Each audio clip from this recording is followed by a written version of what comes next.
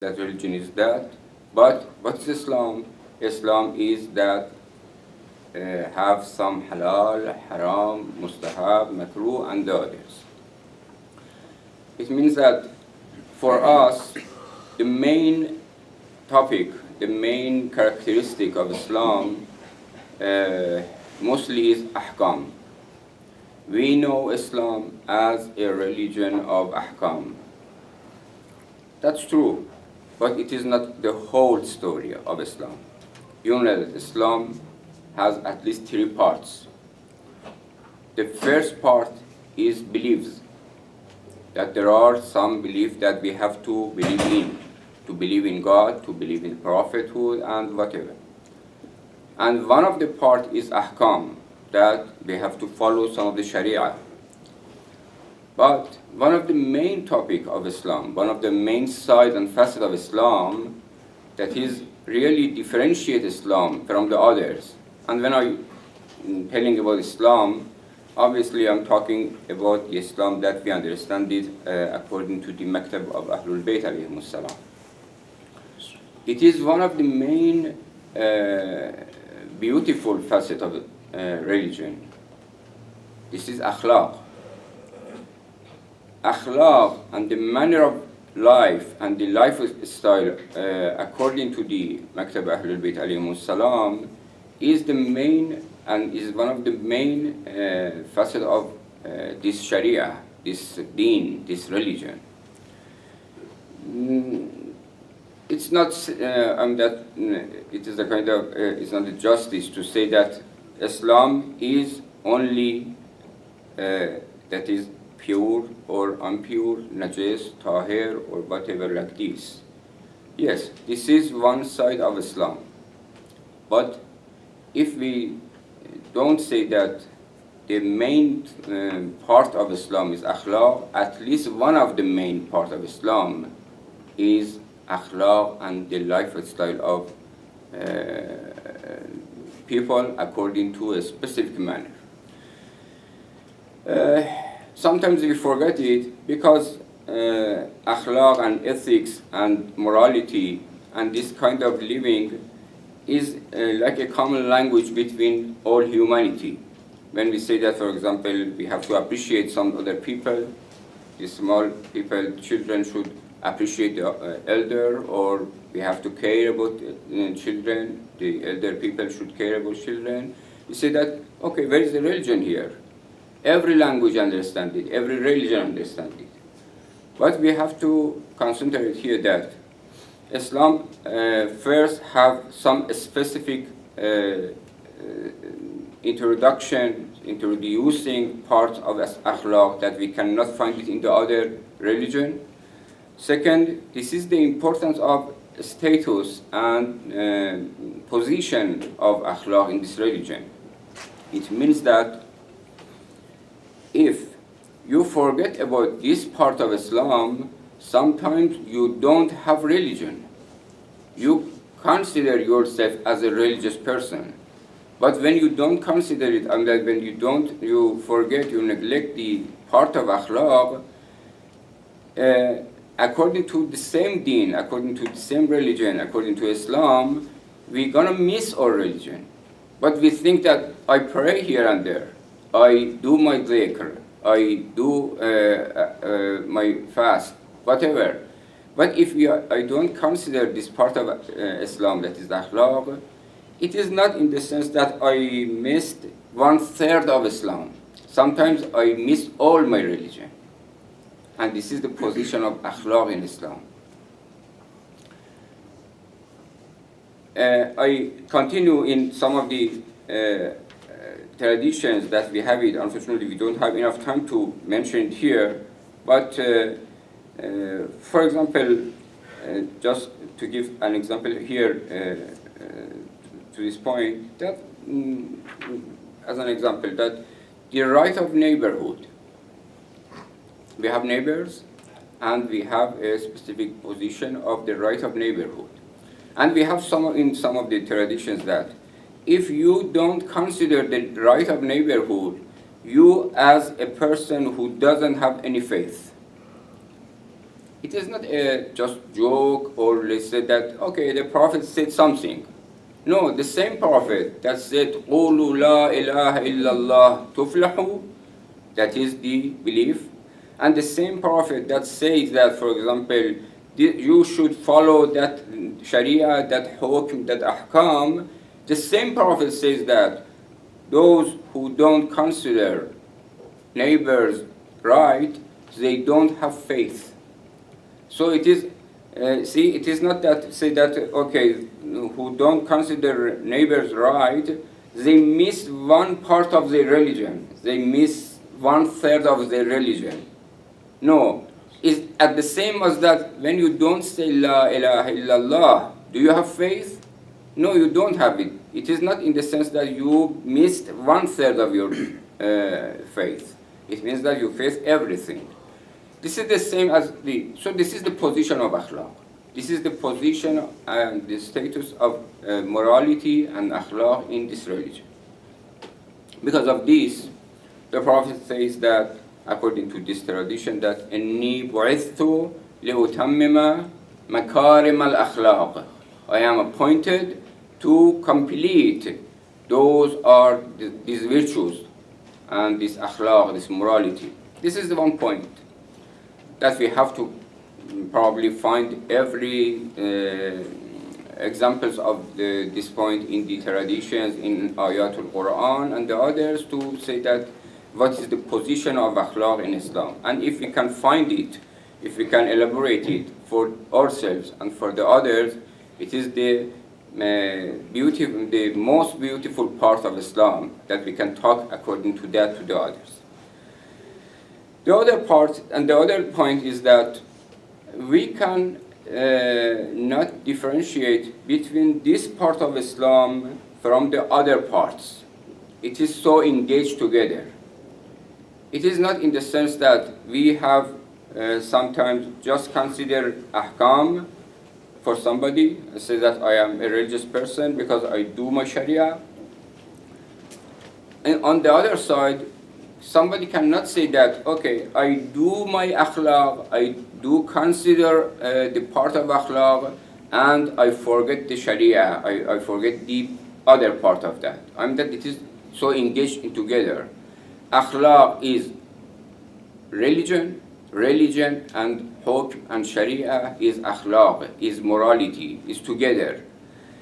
Let me give one, two examples to just show the point and pass it. I was talking to one of my friends yesterday. I told them that, you know that when you arrogate some place and steal something from somebody, for example a cloth, and do your prayer with that, it is qasb. Qasb make your prayer as batil. Yes, when you do your prayer by the other people's clothes and you stole it, and it is not yours, and he is not satisfied with that, so your prayer is not acceptable. It is hukm, but at the same time it is akhlaq, because you haven't considered his right. So you mean it is like a coin, double-sided. One side of that is that it is hukm, that the Prophet said that, Allah subhanahu wa ta'ala says that, okay, your prayer is batil, is not acceptable. But the other side is akhlaq, is morality, that you haven't considered the other right. So every qasb, every mas'ala, every problem, every issue in Tawzihul Masail, which is considered as qasb, it is also a morality. It is also a part of ethics that we have in Islam. When you owe to somebody, you have this mas'ala. When you owe to somebody, that you are in debt, and he comes to you to take his debt, and you are paying, it is, I think, is the only or one of two, three cases that you can break your prayer. Breaking prayer is forbidden. You cannot break your prayer when you are Even there are some cases like to make tahara in masjid, or like some of these point that we have it. One of the cases is that the person comes to you and says that, okay, pay your debt, and you cannot do it during your prayer. You have to break your prayer and pay your debt. What is the meaning of that? It is hukm, but it is at the same time the akhlaq. You haven't to be in debt of the others. You have to consider others' right. Appreciating to the others. You know that I give here lesson on that my return my teachings to Shaykhana, that answering the answer of salam is wajib. When I do salam to you and say assalamu alaikum, it is wajib to you to answer to every moment. This is that. When you are talking to Allah subhanahu wa ta'ala during your prayer, you are talking to Allah. You don't have right to talk to the others. But if somebody enter to you and say salamun alaikum and you are praying, you are permitted, and not just permitted, it is an obligation and taklif to you to answer is salam during talking to Allah subhanahu wa ta'ala. Isn't it interesting that it is a morality, it is appreciation to others, it is the human right. We hear that, what is the human right? Okay, when you have Islam, when you have deen, you have religion, you are maybe don't consider this, but human right is important. Human right is important. Today we are condemned by human right. It is human right. It is human right that even when you are talking to Allah subhanahu wa ta'ala, it is a kind of munajat with God. You are, that talking to your mahbub, your beloved, but at the same time say that, okay, he says or she says salam to you, you have to answer. We have different stories, we have different discussions in that.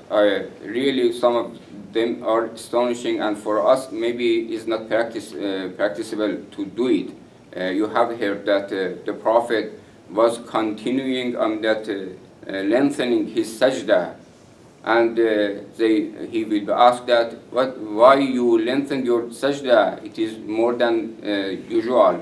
He said that this child was on my shoulder, and he was playing, and because of this, I wanted not to bother him. So I continued my sajda until this child has come down.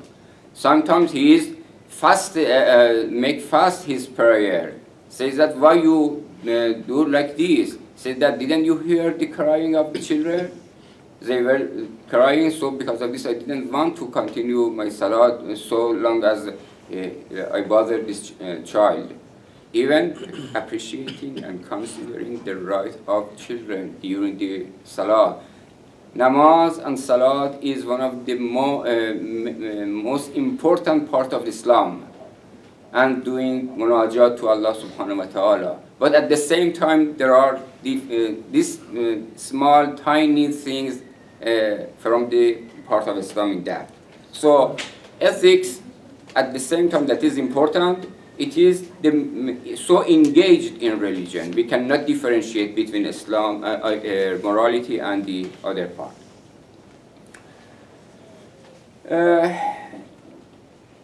I have some more examples. Let me just pass this kind of thing, but just give you some of the titles that those morality that are that have the religious color, and it is at the same time like they have a tradition that says that don't look at the time of the sajda and the time of ruku of people.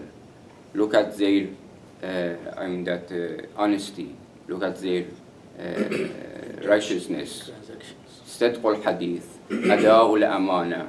So these are the things that we have to consider it. Those who don't consider the needs of their brothers and sisters in Islam, hajatul mu'min, those they don't consider it, there is no faith for them. If somebody satisfy the haja and needs of the others, it is as he connected himself to wilaya, And this is the meaning of the main wilaya of Ahlul Bayt alayhim salam, that we are going to satisfy the others' needs and mu'minin. Because the time is over, I don't want to continue more, but let me just make this point for you, that there's a hadith, there's a tradition that Imam says alayhi salam that لو عرفوا محاسن كلامنا لاتبعونا.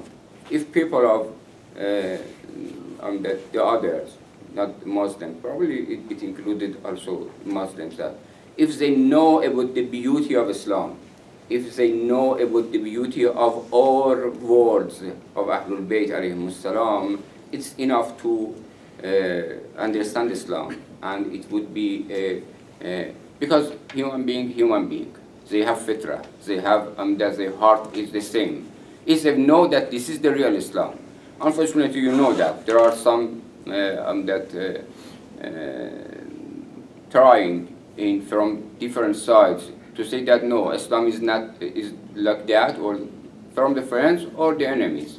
We have for ourselves, for our children, for our new generation, to show, to first understand Islam, and then to explain it in the same manner that it is this kind of, that is the beauty of Islam. The last point is that as one of the main values that we have it in Islam is this principle, this golden principle that says that whatever you prefer for yourself, do it for the others. And whatever you hate it, also hate for the others. Don't make it for the others. Inshallah, Allah subhanahu wa ta'ala help us all in this month of Ramadan. Alhamdulillah, we had this opportunity to again have this month and be the guest of Allah subhanahu wa ta'ala. Inshallah, God help you, and thank you for your time, and thank you for our Ustad that he gave me this time to make use of this session. Assalamu alaikum wa rahmatullah. Brothers and sisters, just for 1 second, have you taken any picture while he was taking the class? Anybody? I did. You did? Angels Brother, took picture. You took some pictures also? So then we are fine. Now recite a salawat and we go to Masjid.